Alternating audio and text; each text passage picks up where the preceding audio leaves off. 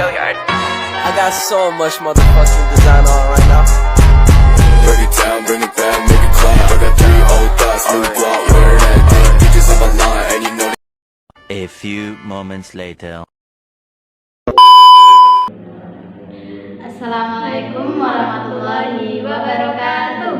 Halo guys, ketemu lagi dengan saya Wahidatul Rofiah dan saya Siti Masratun. Nah, di sini kita akan menyampaikan pembahasan tentang agen-agen sosialisasi di dalam pendidikan. Jadi, sejak kecil hingga dewasa, tentunya kita akan diajarkan yang namanya belajar mengajar. Kita akan mengalami proses itu. Dan tentunya sejak kecil kita sudah diajari oleh orang tua kita bagaimana caranya berpakaian, bagaimana caranya makan, bagaimana caranya minum, dan lain sebagainya.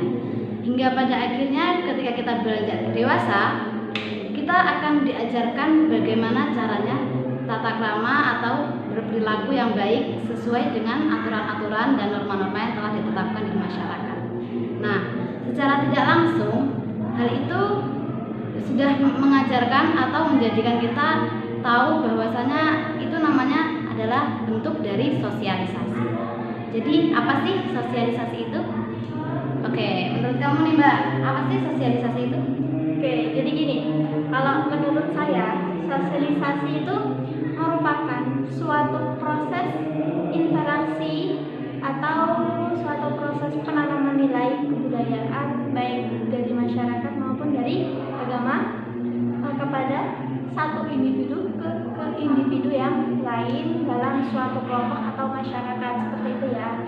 Jadi kalau sosialisasi, kalau lebih simpelnya tuh gini, kita ngobrol gini tuh namanya sosialisasi juga. Oh, jadi bentuknya interaksi gitu ya? Iya, pokoknya interaksi itu namanya sosialisasi, seperti itu. Oke, dari pengertian tersebut kita sudah tahu apa itu makna sosialisasi. Lalu kira-kira apa dan siapa saja sih pelaku di dalam kita ketika bersosialisasi di dalam pendidikan? Nah, di sini akan kita jelaskan satu persatu ya. Baik, yang pertama kira-kira apa Mbak? Oke, yang pertama itu agen keluarga. Terus kenapa kok bisa agen keluarga ya Mbak? Karena keluarga merupakan yang melakukan hubungan pertama dengan si anak. Jadi yang melakukan interaksi dengan anak pertama kan keluarga kan. Jadi keluarga jadinya keluarga merupakan agen pertama dalam pendidikan, seperti itu. Terus keluarga juga merupakan itu loh Mbak, penanaman nilai kepercayaan atau penanaman kepercayaan seorang anak terhadap apa yang dianut itu. Jadi penanaman nilai kepercayaan pertama itu di keluarga. Terus juga agen keluarga itu merupakan awal pembentukan suatu kepribadian seorang anak. Jadi seperti contohnya gini, kalau di lingkup agen keluarga sebenarnya seperti orang tua itu mengajarkan anaknya misal cara minum, cara makan, cara ada gitu loh, kayak ada seperti itu. Oke. Jadi itu yang pertama agen keluarga ya? Iya. Nah, jadi yang setelah yang pertama ini tadi, setelah agen keluarga itu ada agen dari teman sebaya.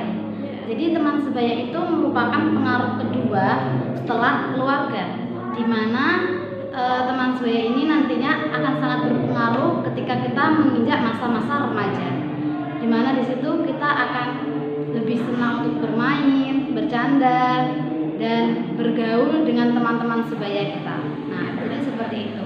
Bukan hanya bermain atau bercanda atau dan lain sebagainya, tapi juga di situ kita akan dilatih bagaimana caranya kita bertukar pikir, bertukar argumen, sehingga kita bisa tahu dan menambah wawasan kita dari teman-teman kita juga. Nah, selain itu apa lagi nih kira-kira?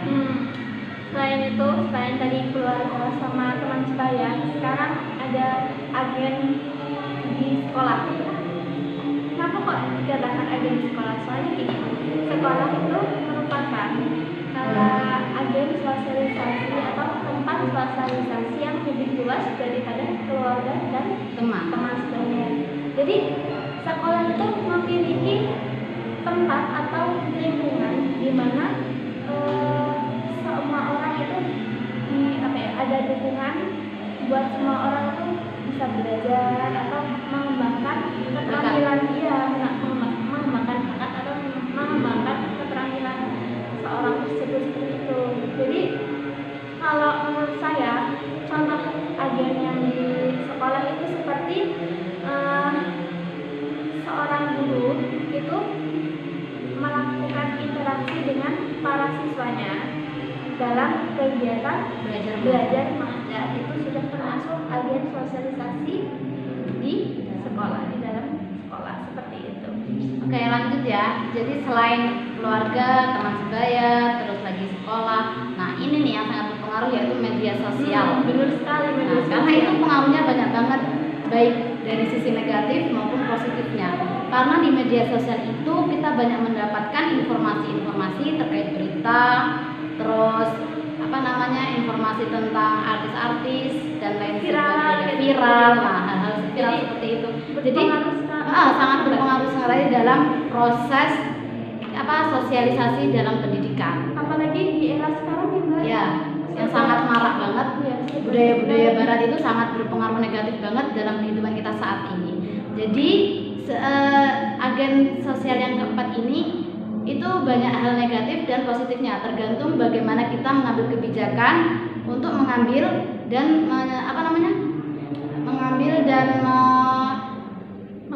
mengkaji bagian-bagian mana yang baik dan mana yang buruk. Jadi seperti itu. Jangan sampai kita terjerumus ke dalam hal yang tidak baik. Jadi dari agen media sosial seperti itu bisa kita gunakan untuk seperti WhatsApp, Twitter, itu bisa gunakan dengan sebaik-baiknya. Baik, mungkin cukup itu ya pembahasan tentang sosialisasi, agen-agen sosialisasi di dalam pendidikan. Nah, jadi dapat disimpulkan bahwasanya sosialisasi itu merupakan bentuk interaksi sosial di mana individu satu berinteraksi dengan individu yang lain. Nah, selain itu juga di dalam sosialisasi itu terdapat 4 agen yang sangat berpengaruh. Di antaranya yang pertama tadi ada agen keluarga, teman sebaya, sekolah, maupun media sosial.